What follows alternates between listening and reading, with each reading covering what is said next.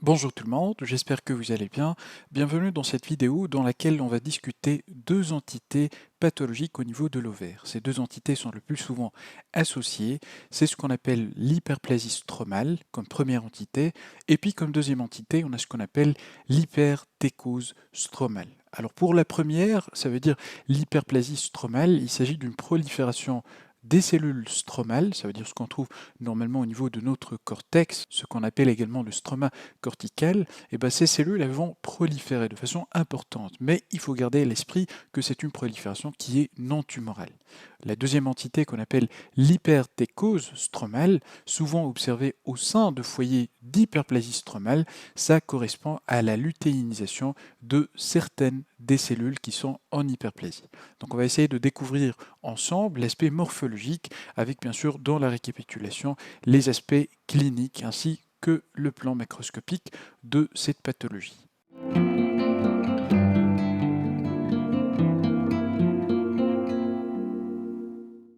Voilà, donc j'aimerais tout d'abord commencer par ce premier cas. C'est un prélèvement qu'on a réalisé au niveau de l'ovaire. On observe ici une coupe de l'ovaire avec certaines régions qu'on peut identifier. Donc on voit très bien en périphérie une zone qui nous rappelle l'aspect de notre cortex avec cette densité cellulaire qui est un peu élevée. C'est normal parce que comme on l'a vu déjà sur la partie de l'histologie de l'ovaire, le stroma cortical, c'est un tissu conjonctif qui est dense en cellules, ça veut dire en éléments cellulaires. C'est normal de trouver cet aspect assez basophile à ce niveau.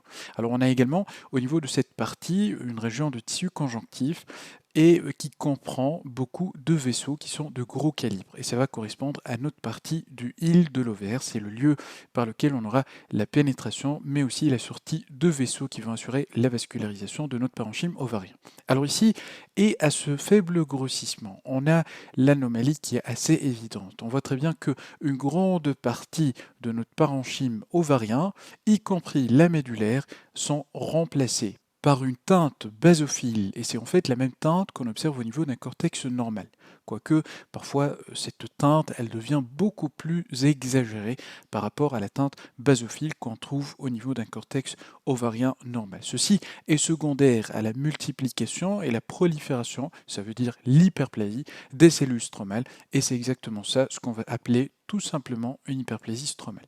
Donc on va essayer d'agrandir au niveau de n'importe quel foyer. On voit très bien que ici la prolifération elle est faite de façon qui est diffuse, mais si je reviens à un plus fort grossissement, on pourra imaginer la présence de quelques formations nodulaires. Ces nodules sont importants surtout pour les formes qui ne sont pas assez marquées, comme l'exemple qu'on est en train d'observer, parce que généralement la prolifération va commencer par la formation de nodules de prolifération de cellules stromales, puis par la suite ça va devenir ou bien donner une prolifération d'aspect assez diffus.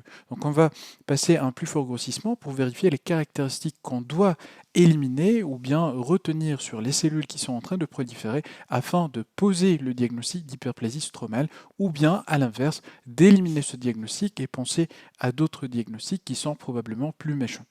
Alors, ce qu'on est en train de voir, c'est une prolifération. Et une prolifération qui est faite de cellules qui sont fusiformes. Alors, les noyaux ne sont pas totalement allongés, ça veut dire qu'on n'a pas vraiment cette forme assez allongée comme ce qu'on allait trouver sur des cellules musculaires lisses. C'est des noyaux qui sont pour la majorité de forme ovoïde, comme ce qu'on voit ici, comme ce qu'on voit ici. On voit très bien que la chromatine elle est assez claire. Et puis, vous avez remarqué que en se baladant un peu à ce grossissement, on note vraiment pas de figure de mitose. Et l'ensemble des noyaux, ça montre cette chromatine de caractère assez fin. On ne voit pas de nucléole. Voilà, donc ça rappelle fortement l'aspect d'un stroma cortical de l'ovaire qui est normal, sauf que c'est à densité beaucoup plus élevée. Donc on voit très bien que c'est assez dense, les cellules elles sont très rapprochées, il y a même un aspect de chevauchement, ça veut dire les noyaux qui sont un peu chevauchants les uns à côté des autres. On voit très bien qu'il y a même des noyaux qui sont surmontés par d'autres noyaux. Et puis on voit également entre les éléments nucléaires un fond qui est un peu éosinophile et c'est un fond qui est fait de collagène essentiellement. Donc on voit également les vaisseaux qui étaient là bien sûr avant le début, avant l'installation de cette prolifération qui est, comme on avait dit, hyperplasique, qui est réactionnelle et qui n'est pas tumorale. Donc ceci n'est pas considéré comme une prolifération tumorale. Donc voilà, l'aspect est un peu le même dans l'ensemble du prélèvement, ça veut dire là où on va agrandir, on va trouver le même aspect. Toujours garder à l'esprit qu'il faudra éliminer ou bien vérifier la présence ou pas d'atypies qui doivent être absentes dans le cas d'hyperplasie stromale et également voir les mitoses qui doivent être absentes dans le cas d'hyperplasie stromale. Alors je passe maintenant rapidement à un deuxième exemple. Alors c'est un exemple similaire avec la même symptomatologie. J'aimerais mentionner maintenant quelques symptômes de cette pathologie qui est l'hyperplasie stromale associée parfois à cette hypertécose stromale qu'on va voir tout de suite. Alors, les malades, quand elles vont se présenter pour cette pathologie, elles sont soit asymptomatiques, et la découverte elle va être de façon fortuite, ça veut dire lorsqu'on va examiner un prélèvement de l'ovaire pour une autre pathologie, néoplasique par exemple, on va tomber sur ces cas. Et donc ça concerne des patientes qui sont asymptomatiques, qui ne présentent pas de symptômes. La deuxième possibilité, c'est lorsqu'on a des symptômes. Et ça concerne surtout les malades chez qui on a les deux phénomènes, les deux entités qui sont associées. Souvent, les patientes qui présentent des symptômes, elles ont en même temps l'hyperplasie stromale et l'hypertécose stromale. Ces symptômes sont liés à une hypersécrétion d'androgènes, ce qui va donner par exemple l'acné et la virilisation, et on aura également des manifestations de sécrétion exagérée d'œstrogènes, notamment ce qui va être secondaire à une hyperplasie au niveau de l'endomètre, comme le saignement, les ménorrhagies ou bien les métrorragies. Voilà. Donc on a ici un prélèvement au niveau de l'ovaire. Vous voyez très bien, on a deux prélèvements. Et puis on voit comme pour le premier prélèvement, sauf que c'est moins prononcé.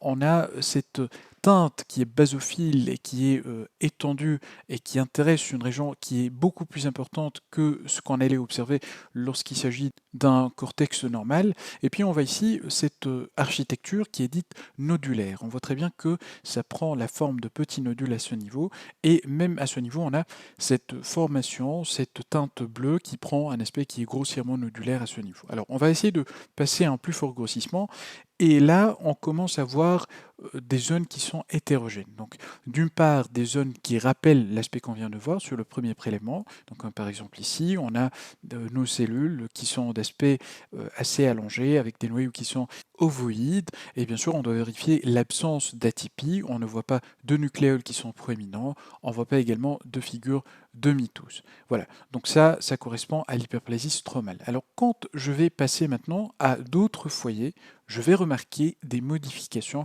sur ces mêmes cellules stromales, comme par exemple au niveau de ce foyer. Alors on remarque que ces cellules au niveau de ce nid, à ce niveau, elles présentent certaines modifications par rapport aux cellules qui sont aux alentours. Première modification, c'est la taille globale de la cellule, elle a augmenté.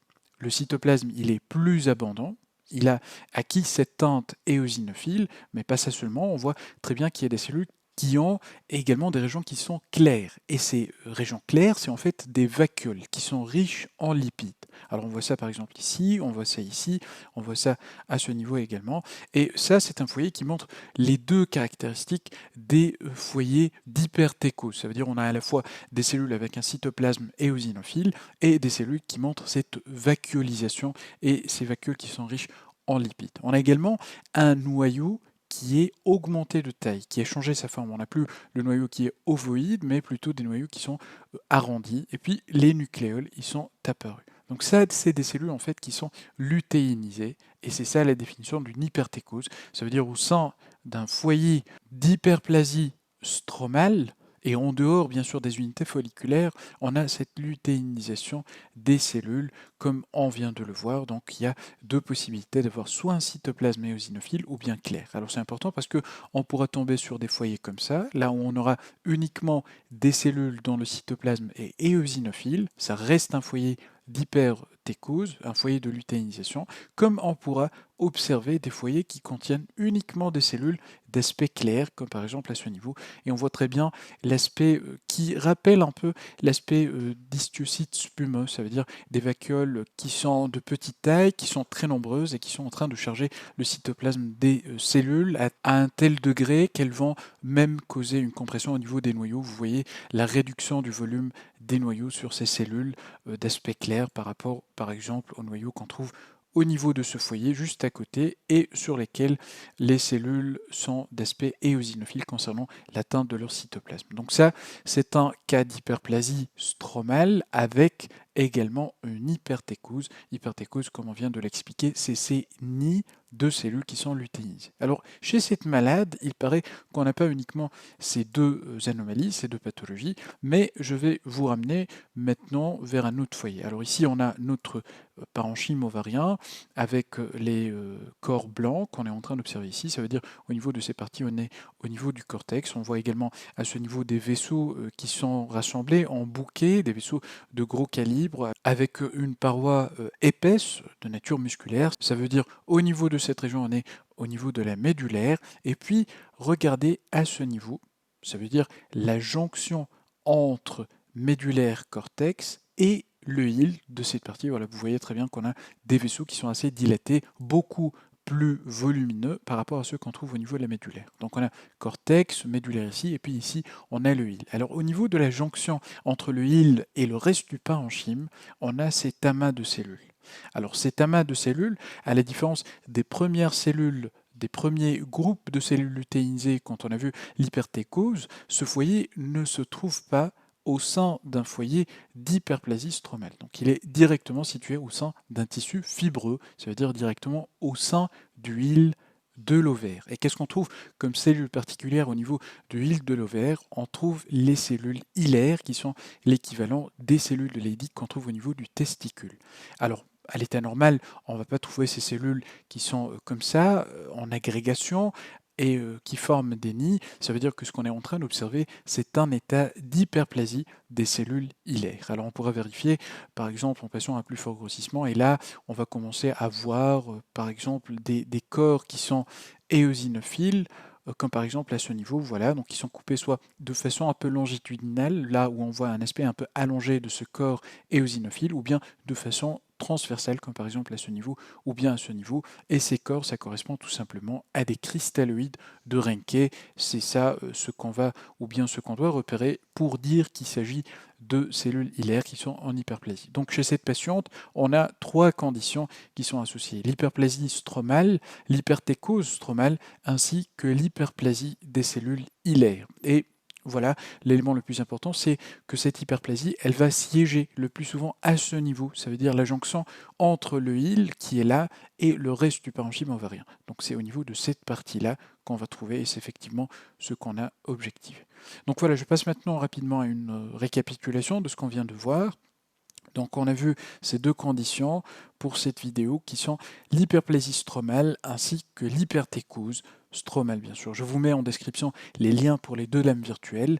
L'hyperplasie stromale, c'est une prolifération toujours non tumorale. Les cellules stromales, bien sûr, ça fait référence au stroma ovarien. Il y a ce qu'on appelle l'hypertécose stromale, c'est une lutéinisation des cellules stromales à distance des unités folliculaires, parce que rappelez-vous, sur le plan histologique, lorsqu'on a la maturation de notre follicule, les cellules du stroma cortical qui entourent le follicule vont subir des modifications. Et ces modifications, c'est la lutéinisation qui va donner ce qu'on appelle la TEC interne, par exemple. Et c'est exactement cette lutéinisation, ce qui va arriver pour les nids de cellules qu'on avait observé tout à l'heure dans le cas de l'hypertécose stromale, sauf que pour ce dernier cas, ça ne concerne pas les unités folliculaires, souvent dans un contexte d'hyperplasie stromale.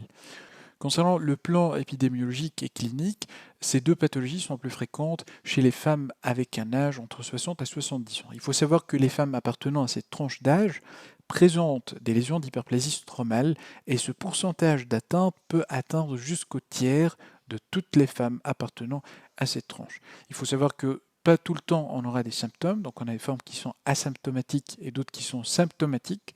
On aura des symptômes surtout lorsqu'on a des lésions d'hypertécose associées à l'hyperplasie stromale. Ces symptômes, ça va être soit des manifestations secondaires à un excès de sécrétion d'androgènes, des manifestations secondaires à un excès de sécrétion d'œstrogènes, ainsi que d'autres symptômes, notamment l'obésité, l'hypertension artérielle ainsi que l'hyperinsulinémie. Concernant le plan macroscopique, ces deux lésions souvent sont observées de façon bilatérale. La taille de l'ovaire, ça va être normale ou bien augmentée. L'aspect à la coupe sera homogène ou bien nodulaire, la consistance elle sera ferme, et puis la couleur elle a une valeur orientatrice, parce que les cas d'hyperplasie stromale vont montrer un aspect blanc ou jaunâtre, et l'hypertécose stromale va se présenter sous forme d'une lésion qui est jaune à brunâtre.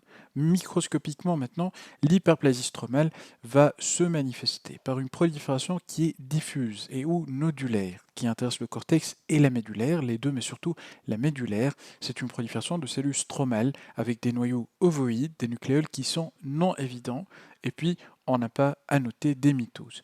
L'hypertécose stromale, c'est des amas qui sont nodulaires, dont la taille peut atteindre même 5 mm, sous forme de nids, des cellules isolées parfois. Le fond est celui d'une hyperplasie stromale, et puis les cellules lutéinisées qu'on va observer au sein de ces nids vont présenter un cytoplasme abondant éosinophile ou vacuolisé, rappelez-vous les deux sont possibles, et puis les noyaux sont en position centrale avec un petit nucléole qui va être surajouté. L'hyperplasie des cellules hilaires, comme ce qu'on a vu dans le deuxième exemple, elle est parfois associée à l'une ou aux deux conditions.